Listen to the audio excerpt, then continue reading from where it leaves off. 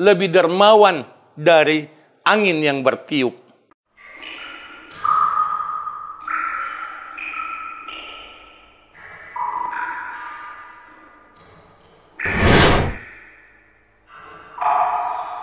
An Abdullah ibni Abbasin radhiyallahu anhuma, dari Abdullah bin Abbas, semoga Allah meridai kedua beliau, qala, beliau mengatakan, kana Rasulullah sallallahu alaihi wasallam ajwadan nas, adalah Rasulullah sallallahu alaihi wasallam orang yang paling dermawan.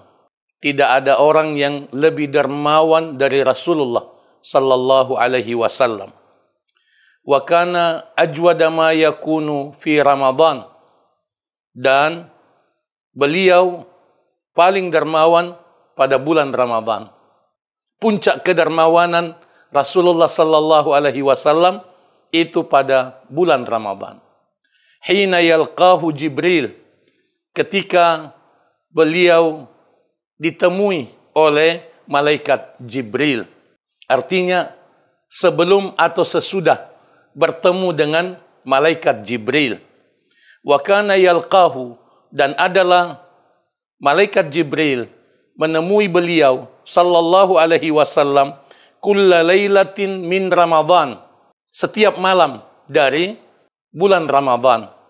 Jadi malaikat Jibril alaihissalam datang menemui Rasulullah sallallahu alaihi wasallam setiap malam sepanjang Ramadan. Fayudarisuhul Quran, lalu beliau mengulangi hafalan Al-Quran, menyetorkan hafalan Al-Quran kepada malaikat Jibril. Wa Rasulullah sallallahu alaihi wasallam, dan Rasulullah sallallahu alaihi wasallam ajwadu bil khair, sangat dermawan, paling dermawan dengan kebaikan. Maksudnya dermawan dengan harta dan semua bentuk kebaikan. Minar rihil mursalah, lebih dermawan dari angin yang bertiup. Maksudnya memberikan kebaikan, memberikan sedekah kepada semua orang, sebagaimana angin bertiup kepada semua orang. Hadis ini sahih, diriwayatkan oleh Al-Imamul Bukhari dan Imam Muslim. Hadis yang mulia ini memberikan pendidikan kepada kita bahwa Rasulullah sallallahu alaihi wasallam adalah orang yang paling dermawan. Beliau adalah ikutan kita. Beliau adalah teladan kita. Karena itu semua umat Islam wajib bersifat dermawan. Yang kedua, puncak kedermawanan Rasulullah sallallahu alaihi wasallam itu pada bulan Ramadan.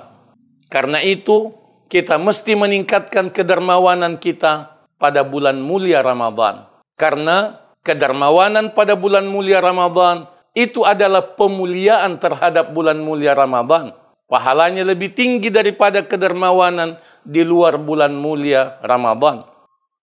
Yang ketiga, kedermawanan Rasulullah sallallahu alaihi wasallam pada bulan mulia Ramadan itu sebelum atau sesudah bertemu dengan malaikat Jibril, sebelum atau sesudah mengulangi hafalan, penyetoran hafalan kepada malaikat Jibril, memberikan pelajaran kepada kita agar kita mengkhususkan kedermawanan itu sebelum atau sesudah melakukan amal soleh, sebelum atau sesudah sholat, sebelum atau sesudah membaca Al-Quran, sebelum dan atau sesudah pengajian, bersedekah, membiasakan sedekah kepada orang lain, sebelum dan atau sesudah berbuka puasa, bagikan kebaikan kepada orang lain. Kesimpulannya, bulan mulia Ramadan adalah motivasi yang sangat kuat untuk optimalisasi kedermawanan, terutama sebelum dan atau sesudah